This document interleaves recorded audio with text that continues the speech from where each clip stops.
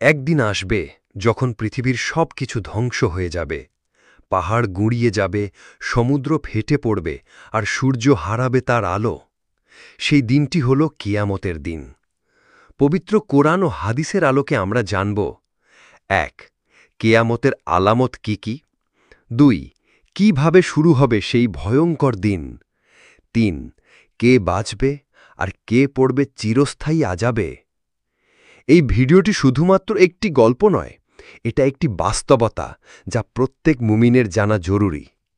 চলুন জেনে নিই সেই ভয়াল দিনের পূর্বাভাস ও করণীয়।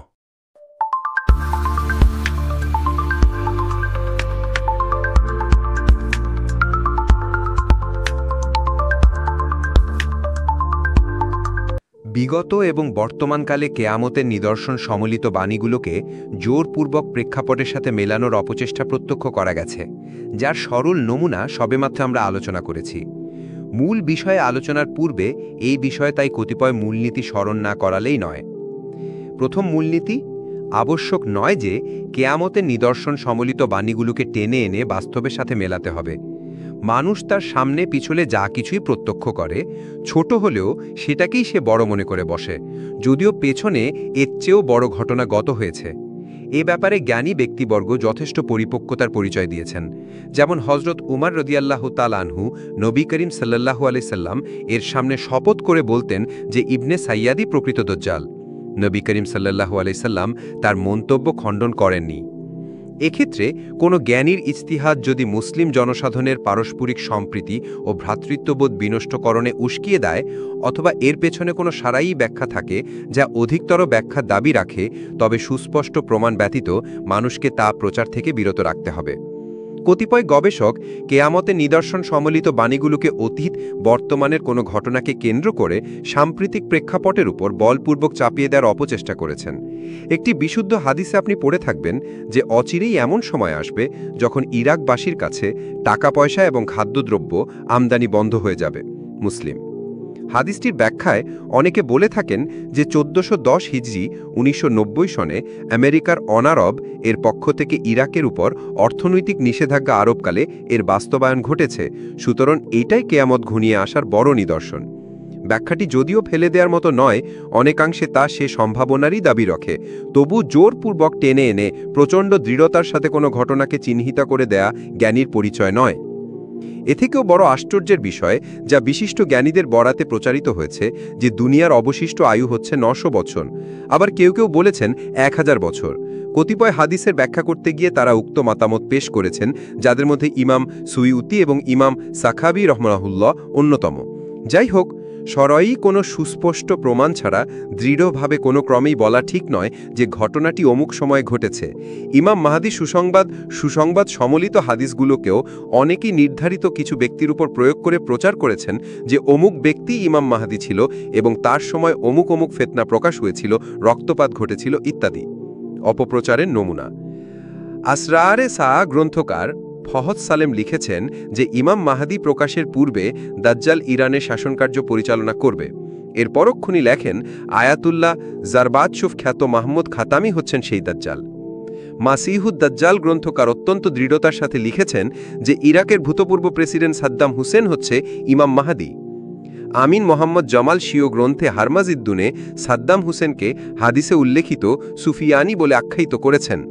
অপর আশরাতুস সাআ ওয়াহুমুল গার্ব গ্রন্থকার জর্ডানের সাবেক প্রেসিডেন্ট মালেক হুসেনকে সুফিয়ানি বলে ব্যক্ত করেছেন। এগুলো ব্যক্তিগত মতামত মাত্র, কোনো ক্রমেই দৃঢ়তার সাথে এগুলো প্রচার উচিত নয়। তবে যদি কোনো ঘটনা হাদিসে উল্লেখিত ভবিষ্যৎবাণীর সাথে হুবহু মিলে যায়, সংশয়ের অবকাশ না থাকে, দিবালোকের নয় পরিষ্কার হয়ে যায়, তবে হাদিসের সাথে সামঞ্জস্য রেখে তা প্রচার করা যেতে পারে। তবে স্মরণ রাখতে হবে যে ভবিষ্যতে এর চেয়েও বড় ঘটনা ঘটতে পারে, যা হাদিসের অর্থের সাথে আরও বেশি মিলে যাবে, আরও পরিষ্কারভাবে ধরা পড়বে।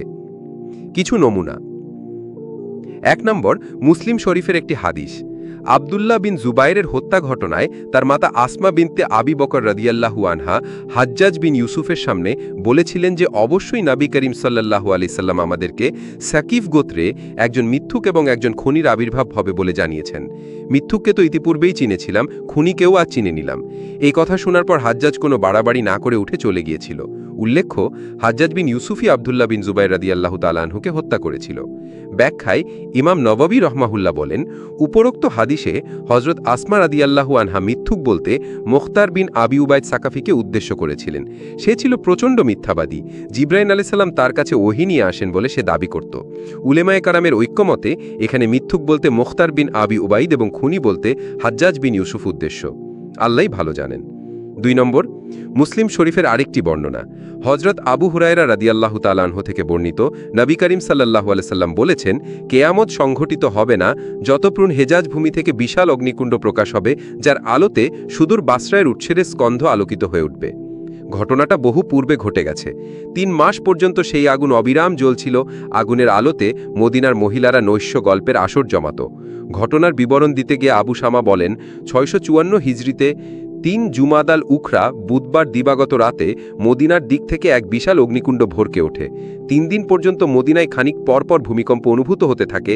এর পরক্ষণেই হাররা প্রান্তরে বনু কুরাইজার সন্নিকটে আরেকটি বিশাল অগ্নিসূত্রপাত হয়, যার আলোতে রাত্রিকালেও মদিনার সমস্ত অলিগলি আলোকিত থাকত। দেখে মনে হচ্ছিল আগুনের একটা বিশাল শহর মদিনার প্রান্তসীমাতে এসে দাঁড়িয়েছে। ইমাম নাবাবী রহমাতুল্লাহ বলেন, 654 হিজরিতে মদিনার পূর্ব দিকে এক বিশাল অগ্নিকুণ্ড প্রকাশিত হওয়ার খবর পাওয়া গেছে। সকল উলেমায়ে কারাম এ ব্যাপারে একমত। ইবনে হাজার রহমাতুল্লাহ বলেন, হাদিসে উল্লিখিত আগুন বলতে 654 হিজরিতে প্রকাশিত সেই আগুনই উদ্দেশ্য। ইমাম কুরতুবী রহমতুল্লাহর মতে আমারও একই মতামত। 3 নম্বর, ইমাম আহমদ রহমতুল্লাহ আবু হুরায়রা রাদিয়াল্লাহু তাআলা আনহু থেকে একটি হাদিস বর্ণনা করেছেন। নবী করিম সাল্লাল্লাহু আলাইহি সাল্লাম বলেছেন, কিয়ামত সংঘটিত হবে না যতক্ষণ না ফিতনাসমূহ প্রকাশ পাবে, মিথ্যা অধিক এবং ব্যাপক হয়ে যাবে, দোকানপাট কাছাকাছি হয়ে যাবে, সময় দ্রুত অতিবাহিত হবে এবং প্রচুর সংঘাত সৃষ্টি হবে। জিজ্ঞেস করা হলো, সংঘাত কি? বললেন, হত্যাযজ্ঞ। বিন বাজ লেখেন, গণমাধ্যম, অত্যাধুনিক যাতায়াত ব্যবস্থা এবং বিমান আবিষ্কারের ফলে এক স্থান থেকে অন্য স্থানে পারাপার সহজ হয়ে গেছে। এক শহর থেকে অন্য শহরে যেতে এখন দীর্ঘ সময়ের দরকার হয় না। হাদিসে উল্লেখিত দোকানপাট কাছাকাছি হয়ে যাবে, এর ব্যাখ্যায় এভাবেই করা যেতে পারে।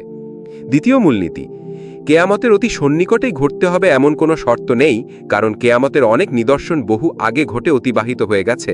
কেয়ামতের নিদর্শন বলতে ওই সকল আলামত উদ্দেশ্য যা কেয়ামত নিকটবর্তী হওয়ার প্রতি ইঙ্গিত বহন করে।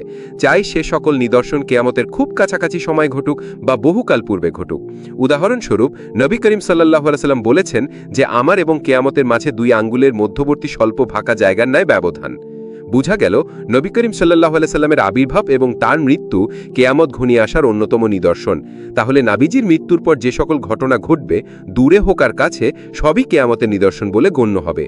সংঘটিত হওয়া না হওয়ার বিবেচনায় কেয়ামতের নিদর্শনাবলীকে আমরা কয়েকটি ভাগে বিভক্ত করতে পারি। যেগুলো পরিষ্কারভাবে ঘটে গেছে বলে প্রমাণিত, যেমন নবী করিম সাল্লাল্লাহু আলাইহি সাল্লামের আবির্ভাব এবং ইন্তেকাল, মিথ্যা নবুয়াত দাবিকারদের আত্মপ্রকাশ। যেগুলো সূচনা হয়েছে এবং ক্রমেই বৃদ্ধি পাচ্ছে, যেমন দোকানপাট কাছাকাছি হয়ে যাওয়া, পুস্তক এবং লেখালেখি অত্যাধিক বেড়ে যাওয়া, হানাহানি খুনাখুনি সীমাতিরিক্ত বেড়ে যাওয়া ইত্যাদি। যেগুলো এখন পর্যন্ত ঘটেনি, অচিরেই ঘটবে, যেমন অদ্ভুত প্রাণীর আত্মপ্রকাশ, দাজ্জালের আবির্ভাব ইত্যাদি। তৃতীয় মূলনীতি, কেয়ামতের নিদর্শনাবলীকে বাস্তবের সাথে মেলাতে গিয়ে ভুল ব্যাখ্যার সংখ্যা। 1 নম্বর, স্বল্প জ্ঞান নিয়ে কথা বলা এবং অদৃশ্যের বিষয় নিয়ে বাড়াবাড়ির পরিণাম স্মরণ। কারণ আপনি যখন দৃঢ়চিত্তে বলবেন যে অমুক নিদর্শনটি অমুক সালে ঘটেছে, তবে এর পক্ষে আপনার যথাযথ সরাই প্রমাণ থাকা আবশ্যক। কুরআন হাদিসের সুস্পষ্ট প্রমাণ ব্যতীত একজন মুমিনের জন্য এ বিষয়ে নাক গলানো সম্পূর্ণ অবৈধ এবং অনুচিত। 1 নম্বর, বৈধ বিষয় থেকে বিমুখ হয়ে অবৈধ বিষয়ে মনোনিবেশের আশঙ্কা। কিছু মানুষ ইমাম মাহাদি সম্পর্কে লিখিত গ্রন্থবাদী পড়েছে, লেখকের ধার্যকৃত সেই ইমাম মাহাদির প্রতীক্ষায় প্রহর গুনতে শুরু করেছে। আবার কেউ কেউ ইমাম মাহাদির পক্ষে বৃহত্তম যুদ্ধে শরিক হতে এখন থেকেই ঘোড়া তরবারি কিনে রেখে দিয়েছে। কেউ আবার দাজ্জাল আবির্ভাব কাছিয়ে যায় ভয় বিয়ে শাদী এবং ঘর নির্মাণের প্ল্যান মাথা থেকে ঝেড়ে ফেলে দিয়েছে। 3 নম্বর, কখনো কখনো এইসব বিষয় বাড়াবাড়ি আল্লাহ এবং তার রসুলের প্রতি মিথ্যারোপের মতো জঘন্য বিষয়কে উস্কিয়ে দেয়। মনে করুন, নিশ্চিতভাবে প্রচার করা হলো যে এই লোকটি ইমাম মাহাদি, কিছুদিন পর দেখা গেল যে সে মাহাদি নয়। তাহলে ইমাম মাহাদি সম্পর্কে হাদিসগুলোকেই তো এক কথায় সে অস্বীকার করে দিল। এইসব বিষয় মুখের চেয়ে চিন্তা শক্তিকেই আমাদের বেশি কাজে লাগাতে হবে। আমাদের পরবর্তী ভিডিওর আলোচনা এই ভিডিওর পরবর্তী অংশ থেকে শুরু হবে। তাই পুরো আলোচনা শুনতে চ্যানেলটি সাবস্ক্রাইব করে পাশে থাকা বেলটি অন করে দাও, আমাদের সকল ভিডিও সবার আগে পাওয়ার জন্য।